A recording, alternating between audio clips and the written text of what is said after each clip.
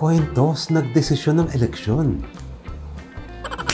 Alam niyo ba, sa Section 240 ng Omnibus Election Code, kung ang botohan ay nagresulta sa isang tie, ang pagdedeklara ng panalo pwede by drawing of lots. Noong 2018 Barangay and Sangguniang Kabataan Elections sa Cebu, 7 posisyon ang nag-tie at dineside gamit ang coin toss. Kamakailan lang noong 2019 sa Araceli, Palawan, 2 kandidato rin sa pagka-mayor ang nag-tie with 3,495 votes. At coin toss rin ang ginawa para pumili ng proklamadong mayor. Sa mga sitwasyong ito, nakikita natin na napaka-importante ng bawat eleksyon at ang kapangyarihan ng bawat boto. Kaya gamitin ang inyong kapangyarihan at bumoto sa darating na barangay and SK elections on October 30, 2023. Pumili ng public officials na deserving ng ating tiwala at tunay ang kagustuhang magbigay serbisyo sa publiko. At huwag na sana natin iasa sa swerte ang pamamahala, ha?